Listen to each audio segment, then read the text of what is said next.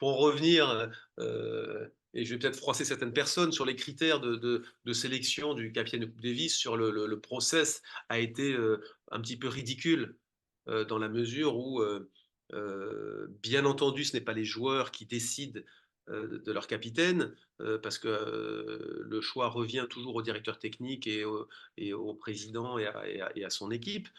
C'est une discussion qui s'opère et qui se fait entre eux. On ne peut pas nommer un joueur, un capitaine qui n'est pas plébiscité par les joueurs. D'accord? Parce que c'est le joueur qui aujourd'hui, et je peux vous en parler parce que j'ai eu des capitaines sur la chaise avec qui j'avais pas forcément une relation exceptionnelle et ce n'était pas les meilleures personnes à ces postes-là. Donc, laisser penser à 12 personnes qu'elles ont une chance d'être capitaine de l'équipe de France masculine, c'est idiot pour pas, pour pas dire presque malhonnête à un moment donné. Moi, j'ai reçu un mail de l'assistante du président me demandant est-ce que éventuellement je voulais avoir un entretien si le poste m'intéressait. Aujourd'hui, l'équipe de France, tout le monde est sensible à l'équipe de France, mais je savais quelque part que j'avais très peu de chances d'être retenu pour des raisons d'abord politiques. Deuxièmement, parce que c'est des joueurs que je connais moins bien aujourd'hui. Et,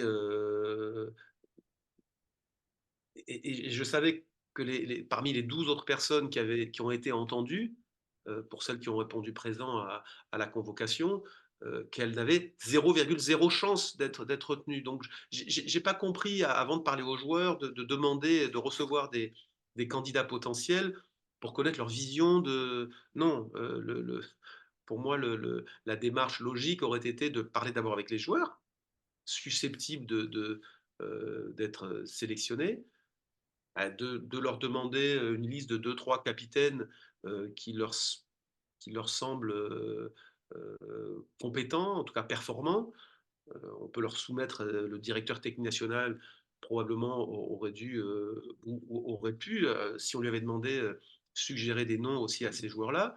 Et puis après, effectivement, convoquer ces deux, trois personnes euh, pour, euh, pour être pour être entendu et être éventuellement adoubé par le COMEX et par le président.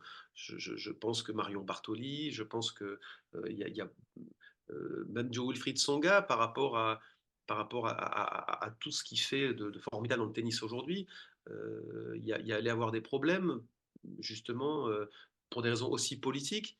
Euh, donc, pourquoi mettre la charrue avant les bœufs